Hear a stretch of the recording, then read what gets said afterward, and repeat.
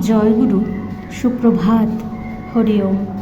ওম অখণ্ড সংহিতা বা অখণ্ড মণ্ডলেশ্বর শ্রী শ্রীমৎ স্বামী স্বরূপানন্দ পরমহংসদেবের অমৃতময় উপদেশবাণী, ত্রয়োদশ খণ্ড। মহতের বাণী।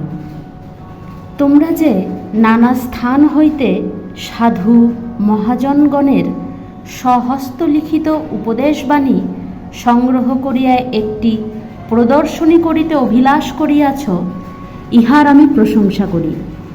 কিন্তু আমি এখনও মহাজন হইতে পারি নাই। মহাজনগণের চরণ সেবকই রহিয়া গিয়াছি। এই কারণে প্রদর্শনের জন্য আমার কোনো হস্তাক্ষর তোমাদের নিকটে প্রেরণ করিতে পারিলাম না।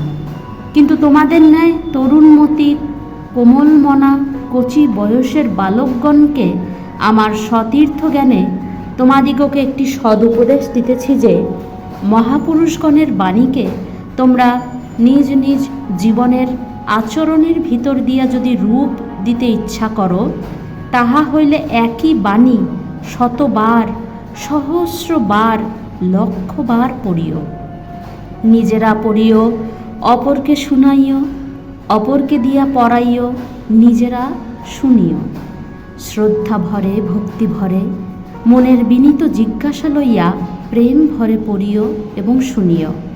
যে বাণী শুনিয়া তোমার প্রাণে ভাবের বন্যা ছুটিয়াছে, সেই বাণী যাহাতে আপামর সর্বসাধারণের কর্ণে পৌঁছতে পারে, তাহার জন্য চেষ্টিত হইও। অর্থাৎ শুনিও এবং শোনাইও, জানিও এবং জানাইও, বুঝিও এবং বুঝাইও, ভাবিও এবং ভাবাইও। মহাপুরুষের একটি বাণী সহস্র প্রাণকে ক্লেদ পঙ্ক হইতে উদ্ধার করিতে পারে, অগণিত আত্মার ক্লেশ বিদূরিত করিতে পারে।